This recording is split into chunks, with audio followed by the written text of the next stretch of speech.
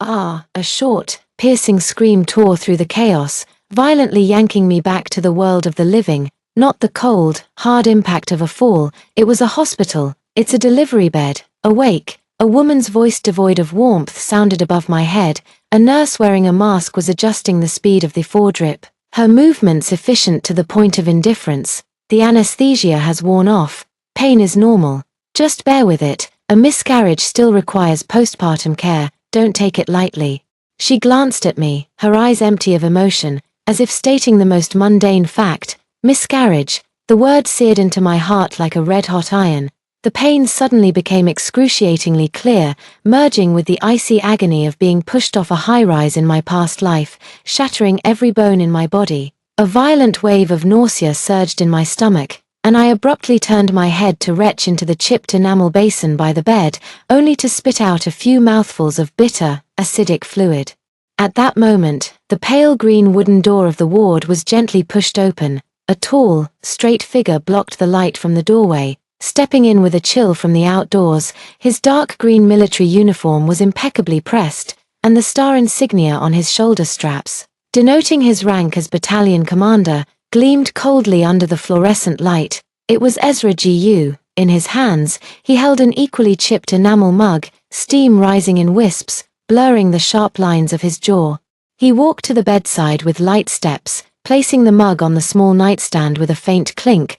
"Good to see you awake," he said, his voice deep and steady, carrying the characteristic composure of a soldier, yet tinged with a barely detectable weariness. He leaned down slightly, as if about to reach out and check my forehead. I instinctively recoiled violently, my back slamming heavily against the cold iron bed rail with a dull thud. The movement tugged at the wound on my abdomen, and the sharp pain made me gasp instantly, a fine layer of cold sweat breaking out on my forehead. Ezra Gu's hand froze mid-air, his thick, dark eyebrows furrowing almost imperceptibly. He withdrew his hand, his gaze sweeping over my deathly pale, sweat-covered face before finally settling on the cup of steaming brown sugar water. "Drink something warm," he said, picking up the enamel mug and handing it to me. His tone softened further, yet carried an undeniable, almost commanding reassurance. "Warm yourself up." The reddish-brown liquid sloshed inside the white enamel, emitting a sickly sweet aroma. My gaze bypassed that nauseating cup of sugar water, locking onto Ezra Gu's face. That face, handsome, resolute, had once been the entirety of my youthful radiance, but now, every sharp angle reflected with cruel clarity the foolishness and blood-soaked tears of my past life. It was his repeated consideration.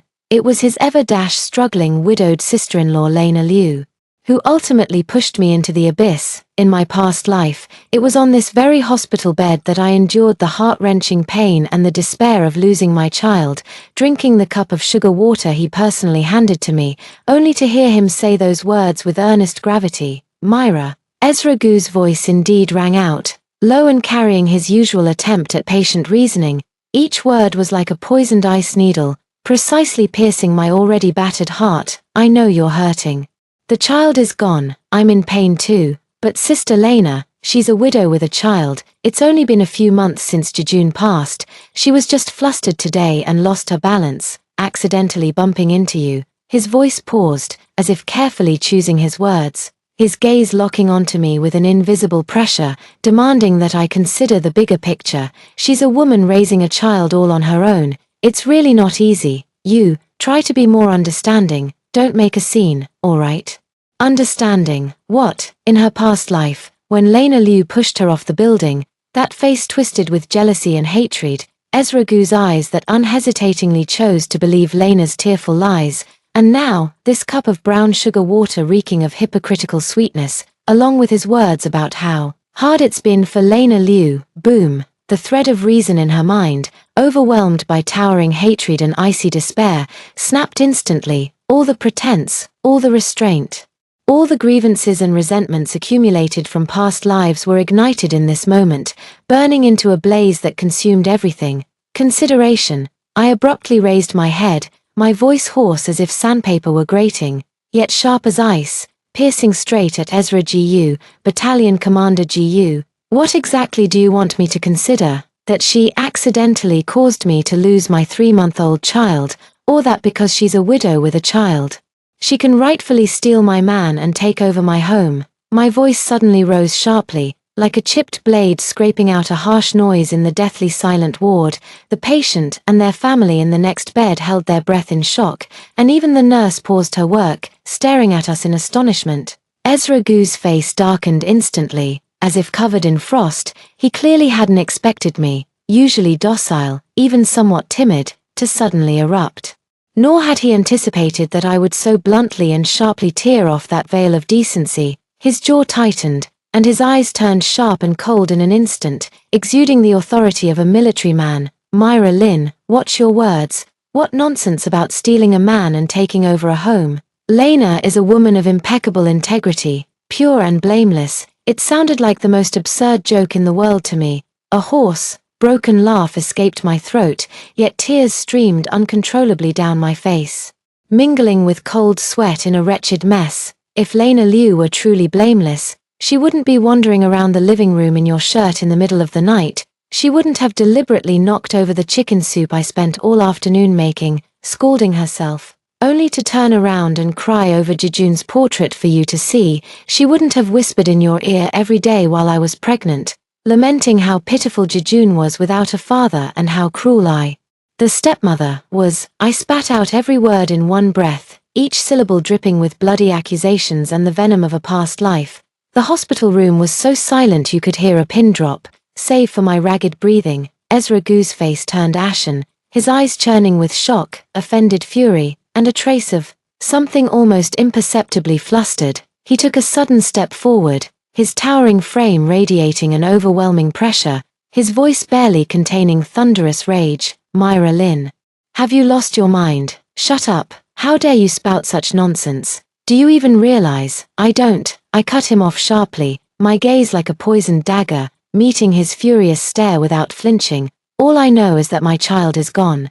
Murdered by your poor, struggling sister-in-law, and you, the father, are standing here asking me to show her sympathy. Ezra Gu, where is your heart? Did a dog eat it, or has it swollen from soaking in Lena Liu's crocodile tears?" Ezra Gu trembled with rage at my direct address and scathing accusations. Veins bulging at his temples, he abruptly raised his hand, as if to stop my hysterics. At the moment his palm lifted, the last trace of warmth in my eyes extinguished completely. Enough. To waste even one more second entangled with such scum would be a desecration of life itself. All the anger, accusations, and resentment collapsed and solidified in an instant under the weight of extreme hatred, turning into a deathly, icy silence. I didn't even glance at him again. My right hand suddenly shot up, swift as lightning, and seized the plastic 4 tube on the back of my left hand. Without the slightest hesitation, my nails dug deep into my flesh as I yanked it out with all my strength. Thud, the needle was yanked out of the blue vein, dragging a string of tiny blood droplets behind it. A distinct red dot instantly appeared on the back of the hand, from which a crimson bead of blood quickly welled up. It trickled down the pale wrist and dripped onto the pristine white bedsheet, blooming into a small, glaring red plum blossom. The sharp pain struck, yet it was nothing compared to the agony in my heart, not even 1/10,000th of it. Ezra Gu's pupils contracted violently in shock at my sudden action, his hand frozen mid-air. I gave him no time to react. With my left hand, I flung aside the thin, disinfectant-scented blanket covering me, and the frigid air instantly enveloped my body. Clad only in a flimsy hospital gown, the excruciating pain in my abdomen felt like a steel blade twisting inside, and my legs were so weak they could barely hold me up. Gritting my teeth, the metallic taste of blood heavy on my tongue, I forced myself to move off the cold metal bed, fueled by a hatred that burned everything to ashes. My feet stepped onto the icy terrazzo floor, the biting cold shooting straight from my soles to the crown of my head. My body swayed uncontrollably for a moment. "Myra Lynn, what are you doing?" Ezra Gu finally snapped out of it, growling as he reached out to steady me. "Get away." I violently slapped aside his outstretched hand with such force that I staggered myself, my voice hoarse and icy.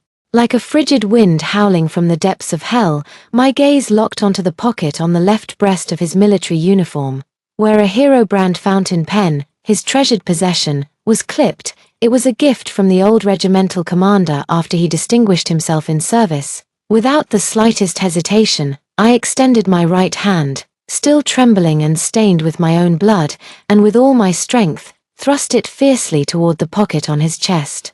Ezra Gu had not anticipated my sudden attack at all. Caught off guard, I managed to grab the cap of that fountain pen. His face darkened instantly as he instinctively tried to shield it. Too late, I yanked it out with all my strength, rip, with a faint sound of tearing fabric. The hefty Hero brand fountain pen was forcibly pulled from his pocket. Clutched tightly in my hand along with it was a neatly folded, slightly worn piece of paper. The divorce petition I had painstakingly written stroke by stroke under the dim kerosene lamp 2 nights ago, enduring the dull ache in my stomach. Every single word on it was soaked in the blood and tears of my past life. Ezra Gu felt a sudden chill on his chest. He looked down at the torn slit in his military uniform pocket, then raised his head in shock and fury. "Myra Lynn, have you lost your mind? Give me back my pen." I completely ignored his furious roar. My body ached so badly it nearly convulsed, and cold sweat soaked through the hospital gown on my back. I bit down hard on my lower lip, the metallic taste of blood flooding my mouth. Relying on the clarity that the blood brought, I mustered all my strength to stand firm. Then, under the shocked and furious gaze of Ezra Gu and the stunned stares from the neighboring hospital bed, I raised my hand, a hand stained with blood, clutching a pen and the divorce papers, lifted high. With every last ounce of strength I had left, fueled by the hatred of a past life shattered to pieces and the icy resolve of this one, I slammed it down, hard, mercilessly, onto the star insignia on Ezra Gu's chest, the symbol of his battalion commander's glory. Snap. A crisp yet dull impact sound exploded in the deathly silent hospital room. The cold metal epaulette dug painfully into my palm. The hard cap of the Hero fountain pen, separated only by the thin sheet of divorce papers, struck heavily against the gleaming star insignia. Ezra Gu's tall frame was jolted by this sudden, forceful slap, causing him to stagger half a step back involuntarily. All the fury on his face instantly froze, transforming into blank astonishment as he stared at me in disbelief. As if seeing this frail, pale woman before him for the very first time, I gasped for breath. Waves of excruciating pain surging from my lower abdomen, my vision flickering black, yet I straightened my spine. Though it trembled slightly from the agony, I lifted my head, meeting his shocked gaze with an expressionless face, cold as stagnant water. My lips quivered from blood loss and pain, but my voice came out clear, each word enunciated like an ice-coated nail. "Ezra Gu, divorce." I pressed the crumpled, blood-stained divorce report, still damp with the blood from my palm, forcefully and resolutely onto his cold epaulette, as if driving it into his very bones and flesh. "This child." My gaze swept over my flat yet still excruciatingly painful abdomen, where a tiny life had once grown, now leaving only a cold void and bone-deep hatred. My voice suddenly rose, carrying a sharpness that was almost cruel and a mocking tone of relief. "Consider it, my debt repaid for taking care of your home." As the words fell, I abruptly withdrew my hand, clutching the cold Hero fountain pen tightly in my palm, my knuckles turning white from the force. Without another glance at the mix of shock, fury, and a trace of bewilderment on Ezra Gu's face, I turned around, leaning against the icy wall. I moved step by step, my body racked with pain and resolve, toward the hospital room door. The thin hospital gown clung to my back, soaked in cold sweat, outlining my bony shoulder blades like the broken wings of a butterfly. Behind me, there was a deathly silence, only my labored, suppressed breaths and the shuffling sound of slippers against the floor remained.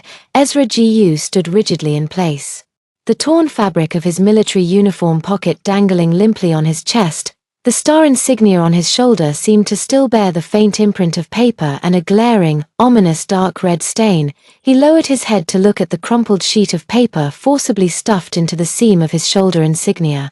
The words "divorce report" on it burned like a red-hot brand, searing his eyes with pain. He abruptly raised his head, staring at the frail figure leaning against the wall and struggling toward the door. A surge of overwhelming, indignant fury and an inexplicable panic seized him in an instant. How dare she? How could she be so resolute? This must be anger talking. A reckless outburst after the loss of their child, Myra Lynn, he growled, like an enraged lion, taking a swift step forward. His large hand, with an unyielding force, suddenly clamped onto my arm.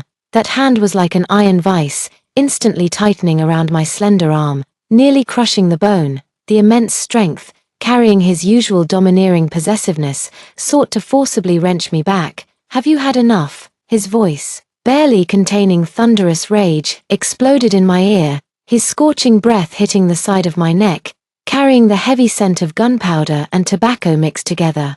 "Go back and lie down. Divorce. Do you even know what nonsense you're spouting?" The excruciating pain in my arm and the cramping agony in my lower abdomen intertwined, plunging my vision into sudden darkness, nearly making me faint. The humiliation from my past life, being comforted by him time and again, repeatedly asked to understand, surged over me like a tidal wave, ultimately transforming into the boundless coldness of that fatal fall.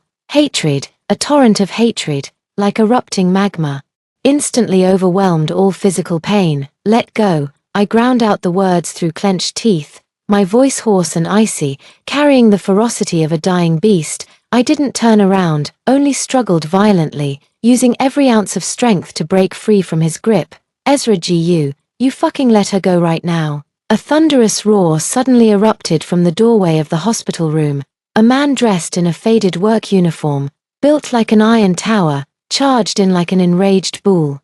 His eyes bloodshot. It was Lin Daeong, my only blood brother. He had just gotten off the night shift at the factory and rushed over in a panic after receiving a neighbor's urgent message. The moment he entered, he was met with a sight that made his vision blur with rage. His younger sister, who had just lost her child, was being held like a helpless chick by that high-and-lying battalion commander brother-in-law, her face as pale as paper, swaying unsteadily.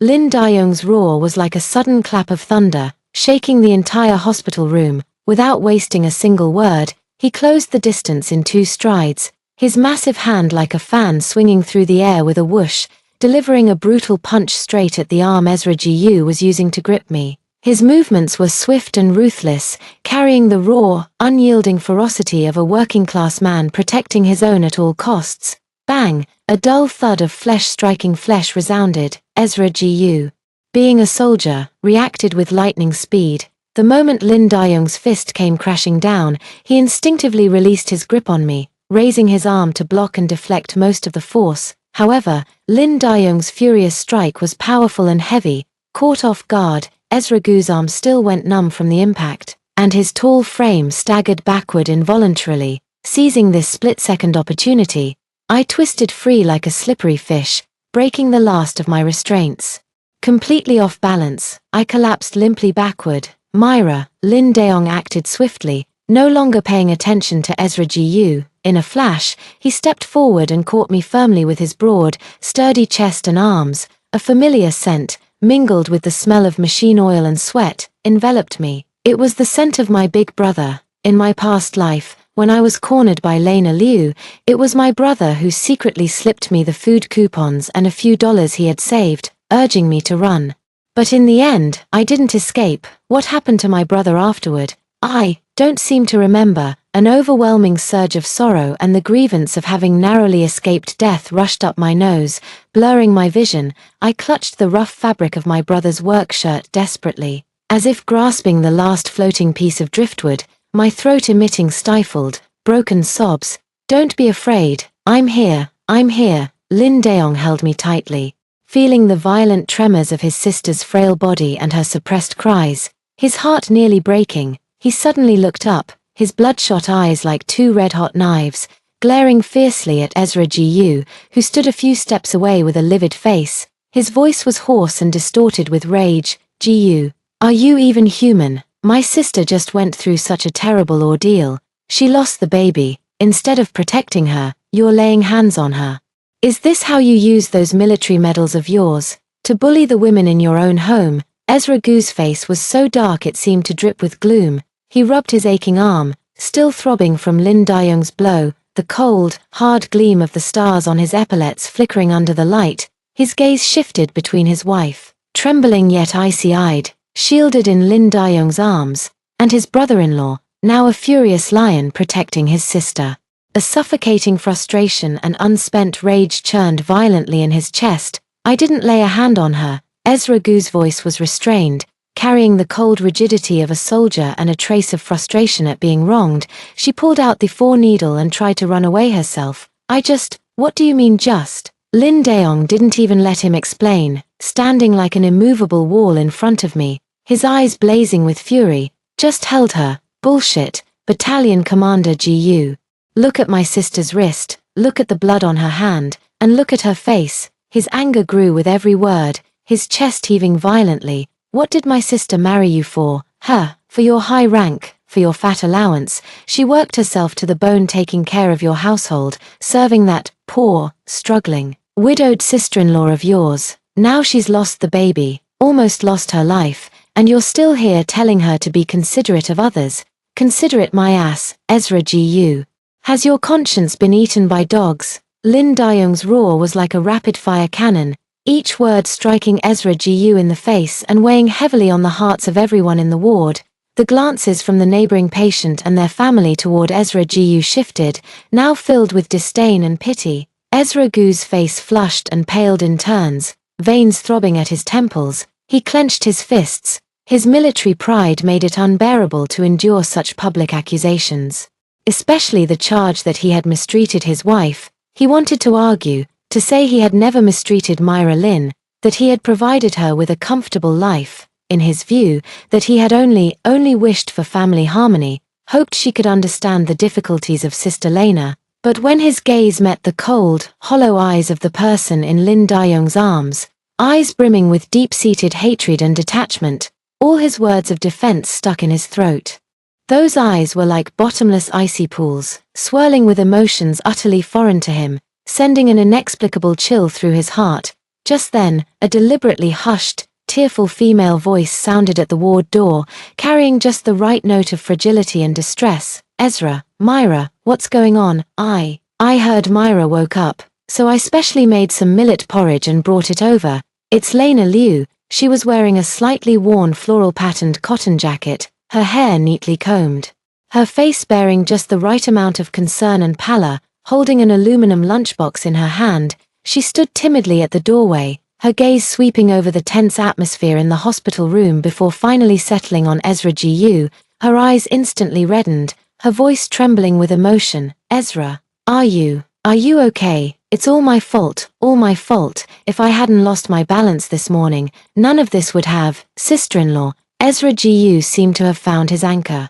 Or perhaps was eager to escape the awkward situation, immediately cutting off Lena Liu's self-reproach. His voice softened unconsciously. It's not your fault. It was an accident. He took a step forward as if to take the lunchbox from her. Wu Xin. I suddenly lifted my head from where I had been silently curled up in my elder brother's arms. My voice was soft, even weak, yet it pierced through the false warmth in the hospital room like a needle dipped in ice. Instantly, all eyes turned to me.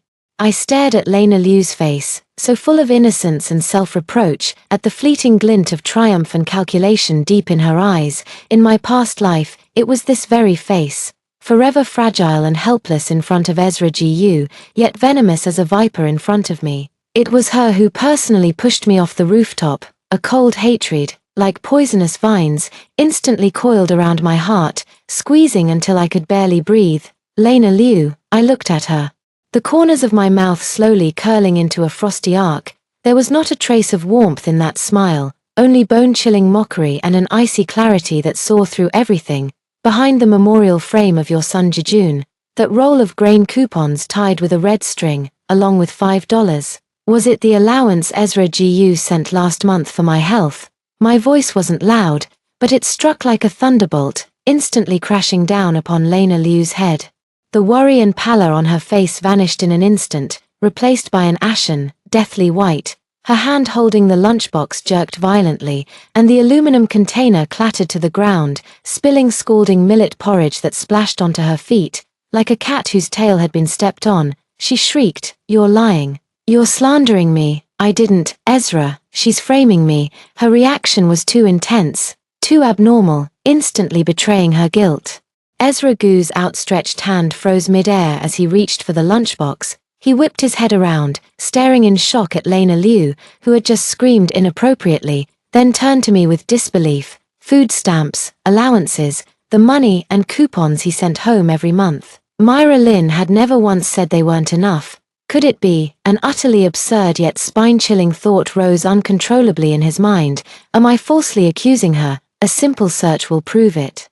I leaned weakly against my brother, my voice frail but my gaze sharp as a blade, locked onto Lena Liu's face, twisted with terror. Underneath the cabinet by the Kang in your bedroom, in that biscuit tin wrapped in red paper, besides the food stamps, there's also a Plum Blossom brand watch. That was my mother's dowry gift to me. Lena Liu, do you dare let someone search for it? Bang! Lena Liu seemed to have all the strength drained from her body, her legs gave way, and she collapsed into the spilled porridge, trembling violently as if sieved, her lips quivering without uttering a single word. Only a hoarse, death rattle-like gasp escaped her throat. The sheer terror and despair in her eyes betrayed her completely. The evidence is irrefutable. The ward was deathly silent, with only the heavy, desperate gasps of Lena Liu breaking the stillness. Ezra Gu stood frozen like a petrified statue. His gaze shifted from Lena Liu, collapsed on the floor with a face drained of color, to the frail yet piercingly cold-eyed wife in my brother's arms, who seemed to see through everything. The insignia on his chest felt icy and unyielding, while the edges of the divorce papers he clutched unconsciously dug painfully into his palm. All the understanding, all the hardships, in this moment, were torn apart, revealing the most vile and ugly schemes beneath. Lin Daong tightened his embrace around me, glaring at Lena Liu, who was slumped on the floor, and Ezra Gu, standing rigidly. Through clenched teeth, he let out a heavy, disdainful snort. "Pa, what a bunch of trash." Without another glance at them, he carefully supported me, as if shielding a fragile treasure, his voice softening to a whisper. "Myra, Big Brother will take you away. We're not staying in this damned place any longer." I nodded weakly, burying my face in the crook of my brother's shoulder, which carried the faint scent of machine oil, and closed my eyes in exhaustion. My body ached numbly, but my heart was eerily calm, frozen in icy stillness. Ezra Gu stood rooted to the spot, watching helplessly as Lin Daong half-supported, half-carried me, step by step, struggling yet resolute, out of the hospital room. That frail silhouette vanished into the light and shadow at the doorway, like a decisive line drawn in the sand. He lowered his head and opened his palm. In the palm of his hand lay the crumpled divorce report, stained with a faint, dark red, and a cold, metallic star insignia backplate, still carrying the lingering warmth from her fingertips. The force of that desperate slap had actually dislodged it from the shoulder strap, the icy metal pressed against his palm, its chill piercing to the bone. Outside the window, the leaden-grey sky of late autumn 1983 hung heavily over the city. Lin Daong pedaled his clunky old bicycle, the kind that rattled everywhere except the bell, with me perched carefully on the back seat, cushioned by the thick cotton jacket he had stubbornly insisted on taking off, still warm with his sweat. We jolted along the potholed factory road. We didn't return to that nauseating military family compound reeking of Lena Liu's presence. Instead, we went straight to the shabby, low-lying residential area behind the cotton mill. This was Lin Daong's home, a small red brick house no more than a dozen square meters, its walls blackened by coal smoke, with stacks of honeycomb briquettes and chopped firewood piled by the door. "Myra, we're home, watch your step." Lin Daong parked the bike and lifted me off the back seat with a gentleness so cautious it bordered on clumsiness, as if handling a porcelain doll that might shatter at the slightest touch. The room was cramped but tidy. An old wooden bed, a chipped square table, 2 stools. The air carried a faint mix of coal smoke and the scent of a man living alone. Pungent, yet oddly comforting in its own way. "Bro, I'll stay here, sis-in-law." I leaned against the headboard, wrapped in the old patched but clean quilt my elder brother had dug out. My voice weak. "Don't mention her." Lin Daong was squatting by the stove, poking at the fire, his tone brusque as he spoke without turning his head. "Divorced that gold-digging woman long ago. This place is just me now, nice and quiet. You stay here and focus on getting better. That's what matters." The flames leaped up, orange and lively under his prodding, driving away the late autumn chill. He didn't press for details about the hospital, Nor did he mention Ezra Gu or Lena Liu. Silently, he stoked the fire, then rummaged through the cabinets, pulling out half a bag of noodles, 2 eggs, and a small lump of lard, hardened in a tin can. Make do with this for now. I'll see if I can get some meat from the store tomorrow. He placed a bowl of clear noodle soup before me, topped with a poached egg and glistening with oil. His rough fingers fidgeted awkwardly against his faded work pants. The steam from the noodles made my eyes sting with unshed tears. In my past life, when Ezra Gu demanded that I be considerate of Lena Liu, forcing me to huddle by a cold stove chewing on stale buns. Did my elder brother also worry about his hopeless little sister from some forgotten corner? Brother, my throat tightened painfully. Eat. Lin Daong shoved the chopsticks into my hand with an air of finality. Don't think about anything else. If the sky falls, your brother will hold it up for you. The days flowed slowly and laboriously, marked by the crackling of the stove fire and the rising steam from the noodles, while the physical wounds gradually healed. The gaping hole torn ruthlessly in my heart let in an unending, icy wind that howled day and night. During the day, Lin Daong sweated profusely in the machine repair workshop, and after work, he would bury himself in the kitchen, clumsily figuring out how to turn the limited ration coupons into something nutritious. Somehow, he managed to get a small packet of brown sugar and would unfailingly make me a bowl of it every day. He also asked his co-workers to exchange eggs for him on the black market several times, but he never ate a single one himself. Instead, he buried them all at the bottom of my bowl. Once I could move a little, I began tidying up the small room. At the very bottom of a dusty, old wooden crate stuffed with newspapers and miscellaneous items, I found a small, heavy bundle wrapped in blue cloth. Unwrapping the blue cloth revealed several old books with yellowed pages and dog-eared corners. The one on top was Asterisk Self-Study Series for Mathematics, Physics, and Chemistry, High School Edition, Asterisk. Beneath it lay a thin copy of Asterisk the Barefoot Doctor Manual Asterisk and a stack of neatly cut, hemp thread-bound blank papers, their edges already yellowed and brittle. As my fingertips brushed over the familiar rough texture of the paper, my heart felt as if it were being squeezed by an icy hand. In my past life, during countless nights when I endured Lena Liu's cruelty and Ezra Gu's neglect. In the cold, unwelcoming room of the military family compound, ostensibly the home of Battalion Commander Gu's wife, but more like a servant's quarters, these secretly hidden old books and notes had been my only solace and escape. How I had longed to stand on my own, like the women in white coats described in those books, relying on my own skills. But that faint spark was ultimately extinguished by the identity and responsibilities of being Mrs. Gu, by Lena Liu's endless harassment, and by Ezra Gu's repeated reassurances to just stay at home and rest easy. Between the pages of the book lay a palm-sized old photograph. The girl in the picture wore a faded blue cotton jacket, her 2 jet black braids tied neatly, standing beneath the old locust tree at County No. 1 High School. Her smile was shy yet radiant, her eyes brimming with hope for the future. That was 17-year-old Myra Lin, who had just received her high school admission letter. On the back of the photo, 2 lines of delicate yet forceful handwriting in fountain pen read, "Knowledge changes destiny. Myra Lin, you must go out into the world." Tears surged without warning, large drops falling onto the yellowed photograph, leaving dark, spreading stains. Get out, the path I couldn't take in my past life. This time, even if I have to crawl, I'll crawl my way out. I pressed the photo tightly to my chest. The cold tears trickled into the corners of my mouth, bitter and astringent.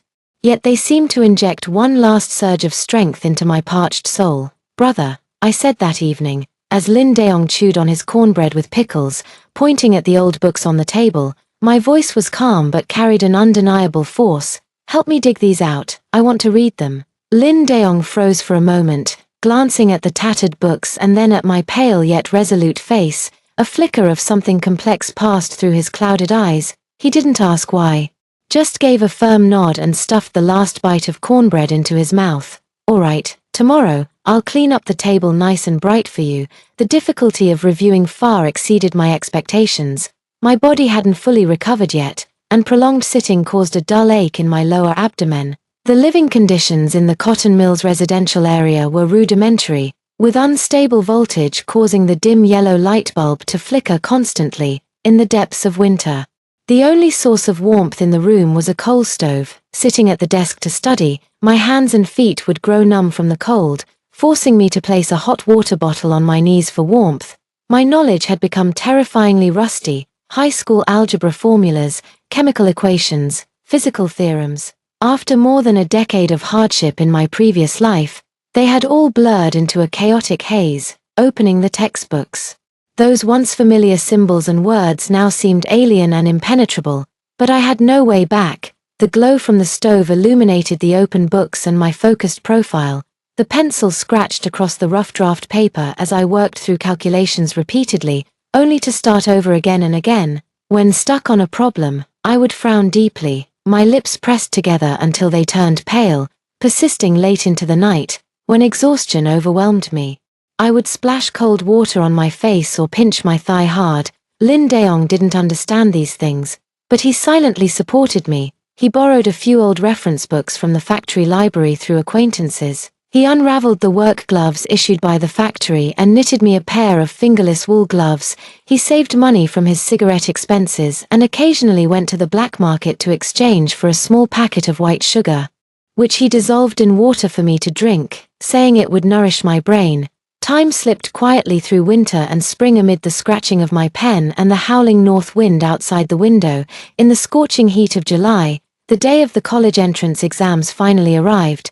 The exam venue was set at City No. 1 High School. Lin Daeong took a day off specifically, waking up before dawn to pedal me over 10 miles on his rickety bicycle, dressed in his best, faded blue work uniform.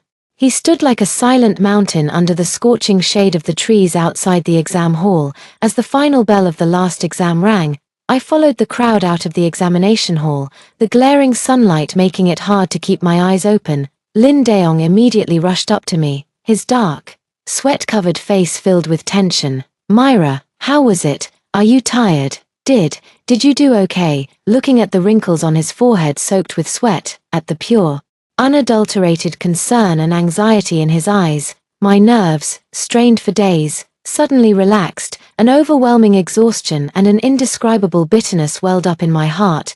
I shook my head slightly, my voice hoarse from not speaking for a long time and carrying a barely detectable sob. "Bro, I did my best." What followed was a long and agonizing wait. One early August day, the incessant cicada chirps were grating on my nerves. I was sitting on a small stool by the door, reading my dog-eared copy of the Barefoot Doctor's Manual in the daylight, when Lin Daeong burst in like a whirlwind, drenched in sweat, clutching a pale yellow sheet of paper, his face twisted with overwhelming excitement. His voice cracked and trembled uncontrollably.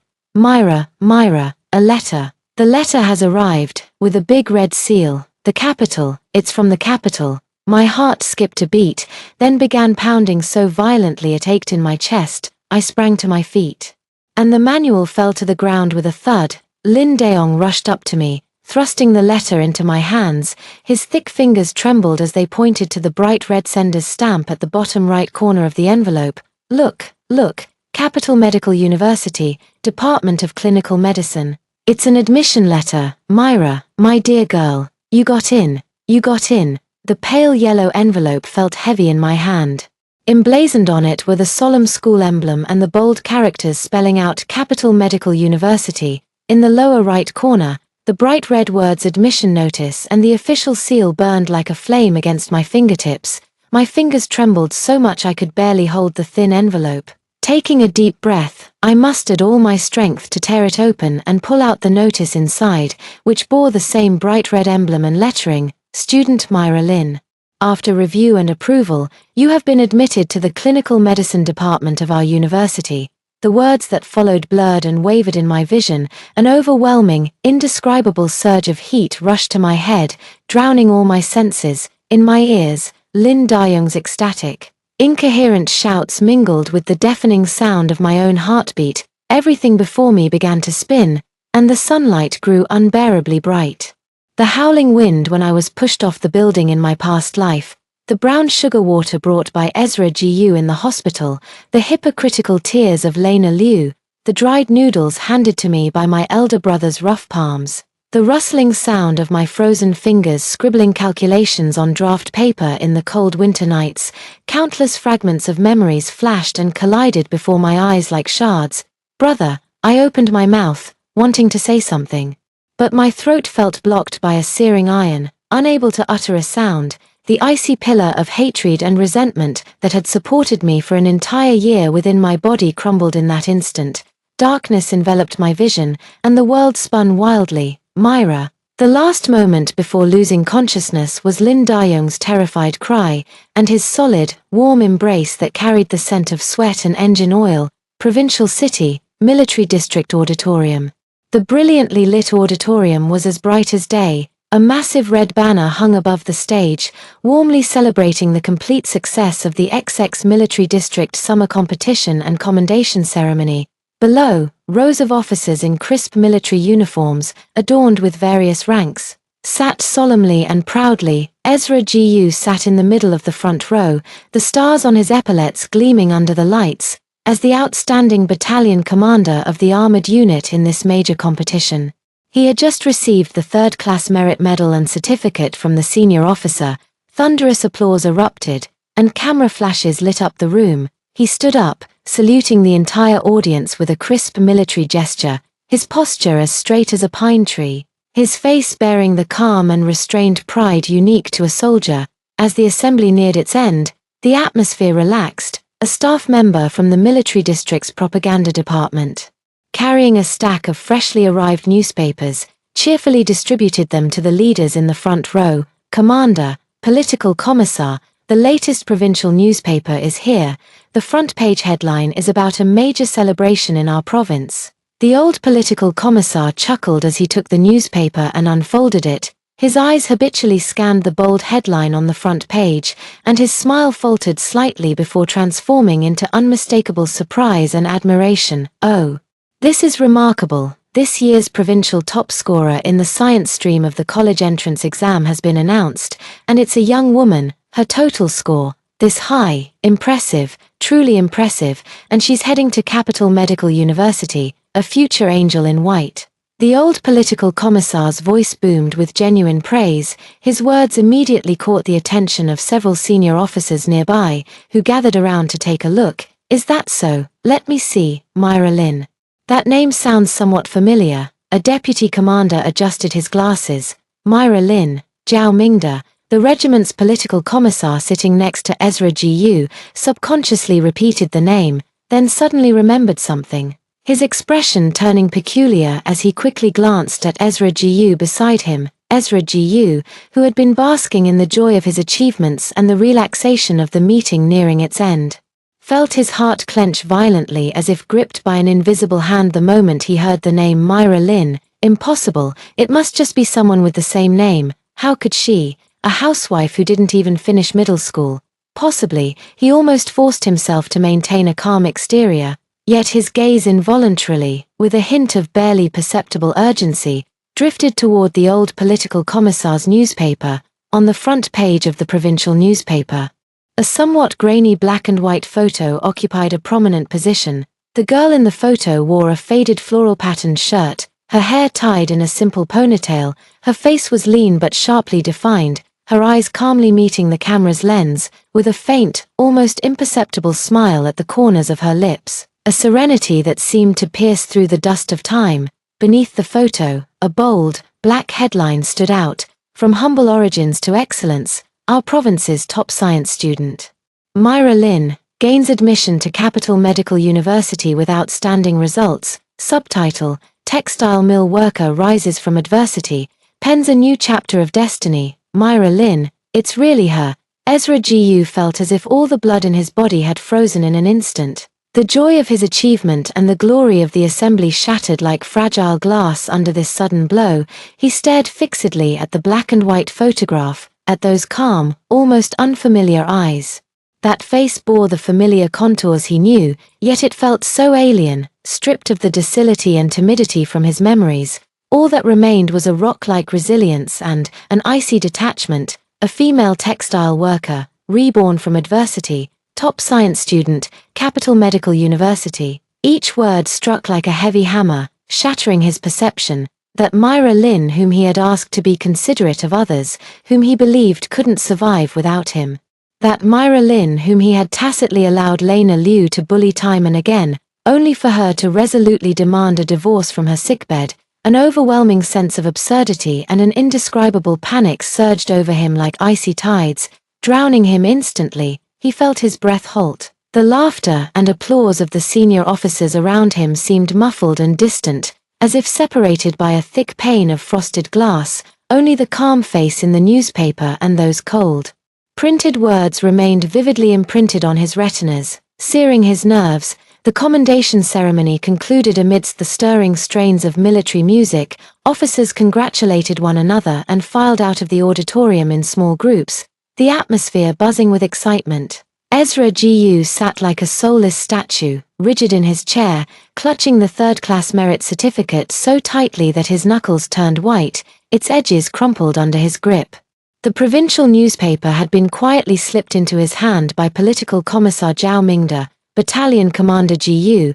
Zhao Mingde's voice sounded beside him, laced with a hint of complicated sigh. "Is this really your wife? The divorce, is it finalized?" Ezra Gu snapped back to reality, his throat so parched he couldn't utter a single syllable. Wife, divorce. The words rang bitterly ironic in his ears. He rose almost clumsily to his feet, grabbed the newspaper, and without even a word of farewell, stumbled out of the clamorous auditorium. Outside, the summer night breeze carried the lingering heat of the day, yet it brought him no warmth, only a bone-chilling cold. He didn't know how he made it back to the barracks, nor how he ended up sitting at his cold desk, trembling hands dialing the number of the public phone in the Cotton Mills residential area over and over.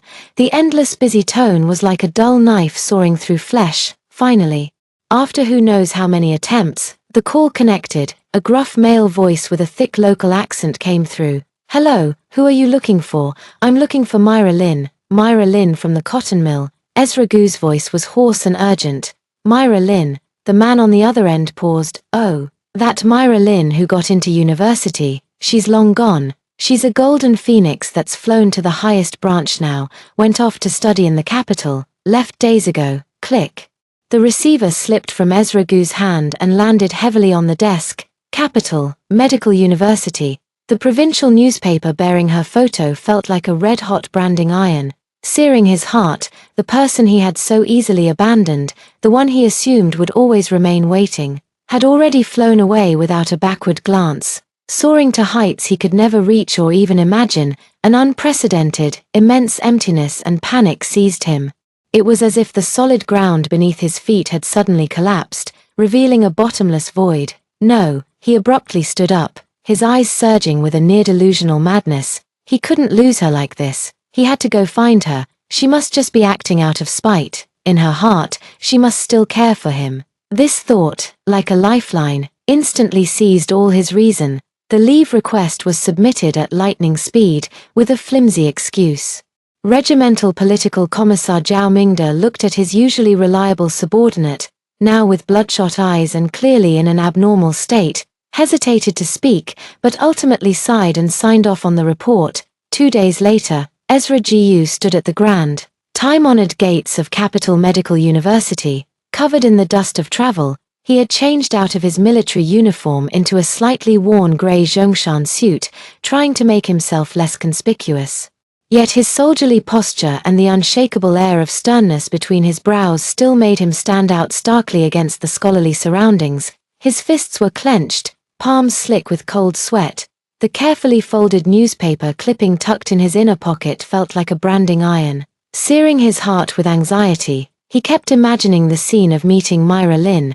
Would she be surprised to see him after his long journey? Would she be resentful? Would she, like before, throw herself into his arms? He rehearsed his apologies over and over in his mind, even preparing explanations about Lena Liu and promises of a better future. Time crawled by in agonizing slowness as he waited. The setting sun cast a golden edge over the ancient university gates, stretching Ezra Gu's solitary figure into a long shadow. At last, as the final streak of sunset was about to sink below the horizon, several figures emerged from the school gate. Among them was a slender, tall figure dressed in a simple white shirt and dark blue trousers, carrying a faded canvas backpack. She was tilting her head slightly, engaged in a quiet conversation with a bespectacled, scholarly-looking middle-aged man beside her. It was Myra Lynn. Ezra Gu's heart leaped into his throat, almost instinctively. He straightened his back and took a step forward, ready to call out the name that had lingered on the tip of his tongue countless times. Yet, in the next moment, he caught a clear glimpse of Myra Lynn's face. The soft, yellowish glow of the streetlights gently illuminated the scene. Her face had grown noticeably thinner, shedding the last traces of youthful innocence from his memory, its contours now clear and delicate. Her complexion was a bookish pallor, untouched by sunlight for far too long. What startled him most was her gaze, calm, profound, like the undisturbed surface of an autumn lake. There was none of the surprise, grievance, or resentment he had anticipated, not even the slightest ripple. She looked at him as if he were a tree by the roadside, a stone, or a complete stranger. She was slightly tilting her head, listening intently to the middle-aged scholar beside her, her lips even curving into a faint, polite, and attentive smile. That serene, absorbed demeanor was something Ezra Gu had never seen in her before. It was as though her entire being was immersed in a world he could neither comprehend nor reach. A chilling cold surged from the soles of his feet, spreading through his entire body, shattering all his preconceptions and rehearsed words into fragments. Myra Lynn. The words tore from his throat almost instinctively, his voice hoarse and strained, laced with an urgency and panic he hadn't even realized he felt. Under the halo of the streetlight, Myra Lynn's footsteps came to a halt. She turned her head toward the sound. The dim yellow light cast faint shadows on her face, clearly revealing her expression. Calm, only an unfathomable calm. Those eyes, once brimming with his presence, now clearly reflected Ezra Gu's travel-worn and slightly disheveled figure, yet not a single ripple was stirred. The bespectacled scholar beside her also stopped, glancing at Ezra Gu with some confusion before turning to look at Myra Lynn.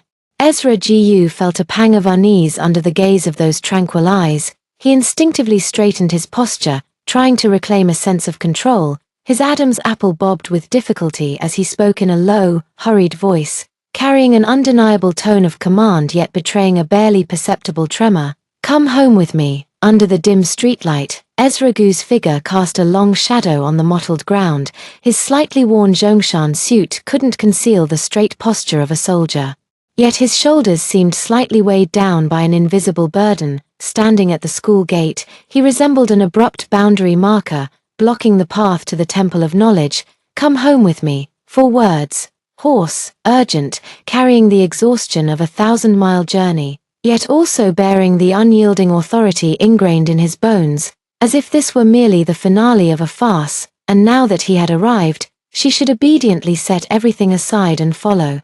Myra Lynn's footsteps barely faltered, not even a crack appearing in her expression. Her deep, pool-like eyes clearly reflected Ezra Gu's figure, yet it was as if she were looking at a roadside stone. Utterly unmoved, she didn't even glance at his outstretched hand, calloused with faint traces of labor. Her gaze swept past him calmly, as though he were nothing but air. Then, with perfect naturalness, she turned slightly toward the bespectacled, scholarly middle-aged man beside her.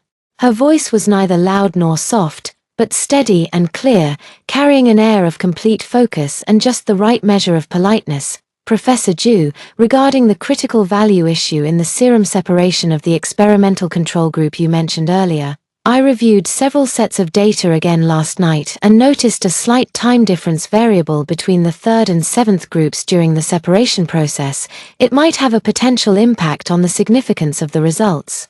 The data logbook is in my bag. Would you prefer to review it together in the lab now, or should I compile a summary and leave it on your desk first thing tomorrow morning?" Her speech was steady, her articulation clear, and the professional terms she mentioned left Ezra Gu completely baffled. The focused immersion, the natural thirst for knowledge she displayed when facing her mentor, formed the cruelest contrast with the icy indifference she showed when looking at him.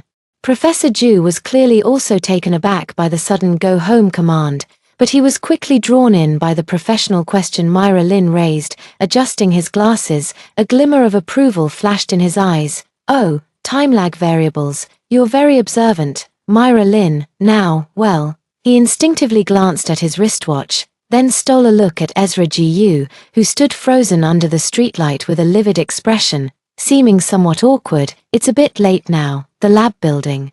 Data waits for no one, Professor. Myra Lynn's voice remained calm, yet carried an undeniable insistence, especially subtle variables like these. They could directly impact the credibility of the entire experimental model. I can have a preliminary analysis ready tonight. As she spoke, she was already unzipping her canvas backpack, preparing to pull out her notebook. She completely ignored Ezra Gu's presence, treating him like nothing more than an inconvenient nuisance.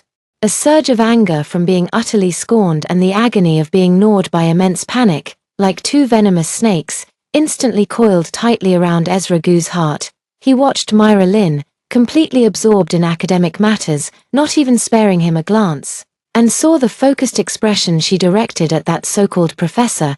The image of her docile and forbearing face from their past life clashed violently in his mind with her current icy, frosty profile. Myra Lynn. Ezra Gu suddenly took a step forward, his tall figure exuding an overwhelming sense of pressure, almost blocking their path. His crimson eyes bore into her, his voice hoarse and distorted by extreme emotion, carrying a hint of desperation on the verge of losing control and a last shred of forced authority. I'm talking to you. Come back with me. Whatever it is, we'll discuss it at home. He had finally torn off that facade of forced calm, revealing the anxiety beneath. And a barely perceptible plea. Myra Lynn finally, truly, looked at him. The gaze was so calm it sent a chill through the heart. She slowly, ever so slightly furrowed her brows, as if pondering an insignificant obstacle. Then, she spoke with utter detachment, her voice not loud but sharp as an ice-forged blade, cleanly slicing through the dim yellow of the night. Comrade Commander. She even used that title which once signified his glory, now leaving only the cold irony of distance. Excuse me. She turned slightly, her arm moving with natural, protective grace to lightly steady the somewhat flustered Professor Gu beside her, a gesture both smooth and polite. I'm rushing to finish the experimental data. As her words fell, she didn't spare Ezra Gu another glance. As if he were merely an insignificant obstacle by the roadside, supporting Professor Gu, the two of them effortlessly sidestepped his rigid form, walking with composed steps toward the brightly lit laboratory building. The sound of high heels striking the ground was crisp, steady, each tap like an icy drumbeat, pounding heavily on Ezra Gu's already battered heart. She was gone, right in front of him. She supported another man and walked away without even looking back, all for some damned experimental data. A massive, overwhelming panic of being utterly abandoned and a furious rage that crushed all his dignity surged over Ezra Gu like a tsunami. The dam of reason completely collapsed. Myra Lynn, stop right there. He let out a beast-like growl, his crimson eyes fixed solely on that resolute retreating figure. His body reacted before his mind could, and like a frenzied panther, he lunged forward, reaching out to grab Myra Lynn's arm. He couldn't let her leave. He had to bring her back, just as his calloused fingers were about to touch Myra Lynn's arm. Myra Lynn seemed to have eyes on the back of her head. Her steps didn't falter in the slightest, nor did she even turn around. The hand that had been lightly supporting Professor Gu dropped naturally to her side, then slipped into the faded canvas bag's side pocket. Then, with a slight flick of her wrist, an object traced a brief, icy silver arc under the dim streetlight, accompanied by a faint whistling sound, flying straight toward Ezra Gu's face with deadly precision. Ezra Gu instinctively reached out to grab it. The object felt cold and hard in his hand. With the distinctive weight of metal, he reflexively opened his palm. Under the dim yellow glow of the streetlight, the object in his hand was clearly illuminated. A pen, a Hero brand fountain pen. The body is coated in the familiar dark green lacquer. From prolonged use, the gold plating on the cap's edge has worn off, revealing a dull copper color. On the clip, a tiny GZ is engraved, the initials of his name. This was awarded to him personally by the regimental commander after he distinguished himself on the Lausanne front line. He once treasured it immensely, but later, it seems after an argument, Myra Lynn, her eyes red, took it from him, saying she wanted to keep it as a memento. And now, this old pen, which carried the weight of bygone years and what he thought was some kind of sentimental attachment, was casually tossed back to him as if it were trash. The cold metal pressed against his palm, its chill piercing to the bone. Ezra Gu seemed to have been struck by a paralysis spell, freezing abruptly in place. All movement, all his roars, all his fury and panic were utterly frozen in that moment. His bloodshot eyes fixed unblinkingly on the worn old pen in his palm, as though he were seeing it clearly for the first time, the faded gold plating, the dull lacquer, like a cruel mirror. It vividly reflected the self-deluded past he had clung to and the wretched present he now faced. The sound of Myra Lin supporting Professor Ju as they walked away had already faded into the bright lights and shadows of the laboratory building. Only he remained, standing alone under the dim yellow street lamp at the school gate, like a complete and utter joke abandoned by the world. The night wind blew, rustling a few fallen leaves on the ground, creating a soft, whispering sound. Ezra Gu slowly, very slowly, closed his hand, the cold, old fountain pen pressed tightly against his palm, the pain searing into his very soul. He lowered his head, staring at the cold metallic glint in his palm. The street lamp pinned his long, solitary shadow onto the icy concrete ground. Like an abandoned statue slowly weathering away, that cold Herobrand pen felt like a scorching bullet shell, wedged mercilessly into Ezra Gu's palm. The dim yellow light blurred the worn marks on the pen's surface. Yet the engraved letters GZ burned vividly onto his retinas, stinging his eyes with pain. Myra Lin, you, he wanted to roar, to demand answers, to rush forward and seize that resolute figure disappearing into the shadows of the laboratory building, but his throat felt clogged with sandpaper. Only able to emit broken, voiceless gasps, his outstretched hand froze mid-air, fingertips retaining the phantom touch of her sleeve brushing past, a cold so sharp it pierced to the bone. The bright glass windows of the lab building resembled indifferent eyes, reflecting his current wretchedness. An utterly expelled, insignificant obstacle from her world. The occasional passing students cast curious yet wary glances, their hushed whispers like fine needles pricking at his proud military dignity. "Excuse me, I'm rushing lab data." That calm, almost cruel voice echoed in his ears over and over. No hysteria. No bitter accusations. Just an icy indifference that had completely erased him from her life. She couldn't even be bothered to waste a shred of emotion on him anymore. A tremendous, unprecedented panic seized Ezra Gu's heart, worse than staring down the barrel of a gun. Only then did he truly realize. The Myra Lin who had once obediently waited in the family quarters, cooked for him, and been told to be understanding of everyone, that Myra Lin was truly dead. She had died on the cold operating table, in the cup of hypocritical brown sugar water he'd handed her, and at the bottom of the high-rise where Lena Liu had pushed her. The one alive now was Capital Medical University's Myra Lin, the top science student Myra Lin. Her world consisted solely of cold lab data, rigorous academic debates, and a future he could neither comprehend nor hope to reach. And he, Ezra Gu, a young battalion commander who had just been awarded a third-class merit and had a promising future, became a complete joke in her eyes, in front of her Professor Ju, and in the bright world she was running toward. A suppressed, almost dying beast-like gasp escaped from the depths of his chest. He clenched his fist abruptly, the hard cap of the old pen digging deep into the flesh of his palm, bringing a sharp sting. Strangely, this pain dulled the more overwhelming, more desperate tearing sensation in his heart. He couldn't collapse here, not like a discarded, resentful husband, losing his composure at the gates of this sacred institution. Ezra Gu forced himself to straighten his back, which had momentarily hunched. The military discipline ingrained in his bones kicked in at this moment, though it flickered like a candle in the wind. Slowly, with extreme stiffness, he turned around and took heavy steps, his legs feeling as if they were filled with lead. Step by step, leaving behind the area bathed in streetlight yet chilling him to the bone. Each step felt like treading on burning coals. Behind her, the brightly lit laboratory building cast glaring light from another world. Capital Medical University, girls' dormitory, under the dim glow of a desk lamp. Myra Lin spread open the hefty pathophysiology, where densely packed notes on the pages served as her weapons against forgetting and time. The tip of her pen scratched softly against the paper.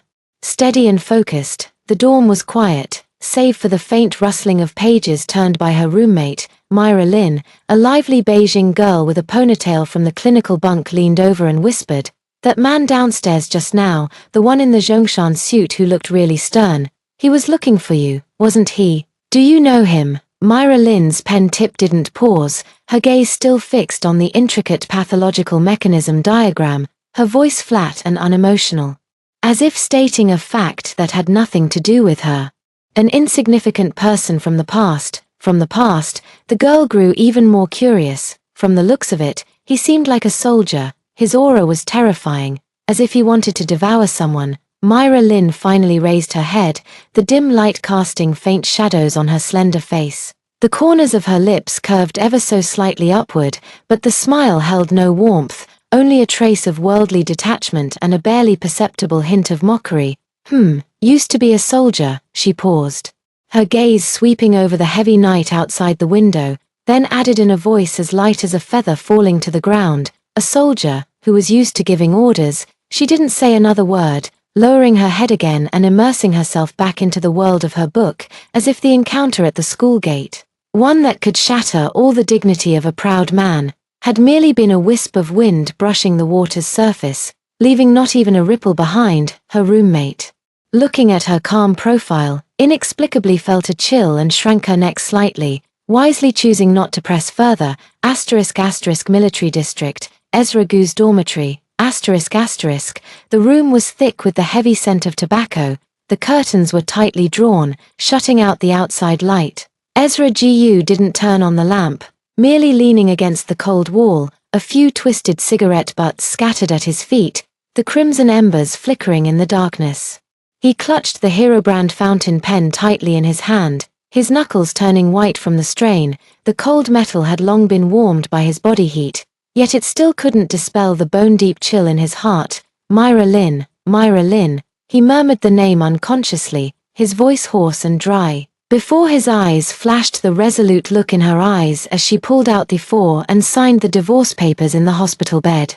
The indifference in her voice as she calmly said "excuse me" while supporting the professor at the school gate, the serene yet unfamiliar face in the newspaper, along with the glaring words "top science student" and Capital Medical University. He was wrong, terribly wrong, beyond redemption. What understanding, what bigger picture, what it's not easy for a widow with orphans. All were just fig leaves he used to cover up his own cowardice and favoritism. It was his own hands that, through repeated acts of understanding, pushed the woman who had given him her whole heart into an icy abyss, and then personally extinguished her last glimmer of hope. He thought she couldn't live without him. As a result, he left her, and even his soul could find no place to return. Thud, a muffled sound. It was the sound of a fist slamming hard onto the unyielding concrete floor.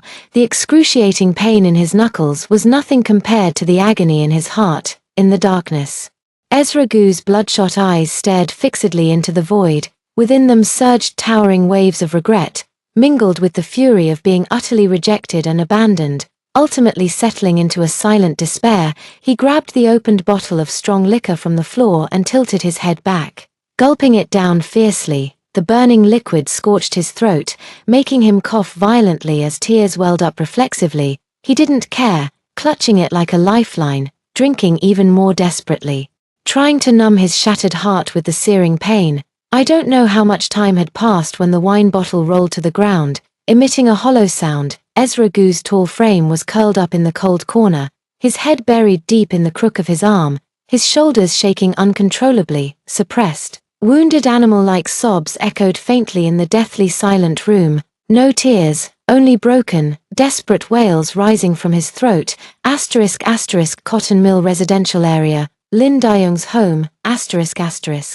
Under the dim yellow light bulb, Lin Dayoung carefully placed a brand new remittance slip beneath the glass tabletop, next to a photo of Myra Lynn in a white lab coat, taken at the entrance of the medical school. In the photo, his younger sister's eyes were bright, her smile serene yet full of strength. "Brother, this month's allowance has come in. I've sent you half. Don't skimp, eat well and buy what you need. Everything's fine here. The professor thinks highly of me and even let me join an important research project." The letter bore Myra Lynn's neat, strong handwriting, Lin Dayoung's rough fingers traced over his sister's face in the photo, then brushed against the money order. His clouded eyes glistened as a simple, honest smile spread across his lips. He walked to the doorway, took a deep breath of the cold, coal smoke-laden night air, and felt a surge of energy coursing through him. Next door, Lena Liu's shrill cries and curses mingled with the wails of a child, punctuated by words like ungrateful wretch, heartless, and serves you right. Ever since Myra Lin got into university and news of Ezra Gu's divorce spread, Lena Liu's life had taken a turn for the worse. Though the theft of food coupons and a watch never made it to court, the scandal was common knowledge in the factory's residential compound. Where gossip could drown a person, the Gu family had cut all ties with her. Even taking away Jejun, now she was truly alone, her reputation in tatters, scraping by on meager earnings as a street sweeper for the factory. Her bitterness growing by the day. Lin Dayoung listened to the hysterical shrieking, spat in disdain, and slammed the door shut, blocking out the nauseating noise. He hummed a tuneless little ditty, carefully scooping a bit of lard from the tin can, ready to fry himself an egg to celebrate his sister sending money home again. The firelight reflected off his dark, honest face, warm and reassuring. In the brightly lit laboratory of Capital Medical University, Myra Lin, dressed in a pristine white lab coat, was intently adjusting the microscope's focus. In her field of vision, the microscopic world was both magnificent and precise, brimming with unsolved mysteries. Outside the window, the biting chill of early spring in 1984 lingered, yet it couldn't dispel the fervent thirst for knowledge within those walls.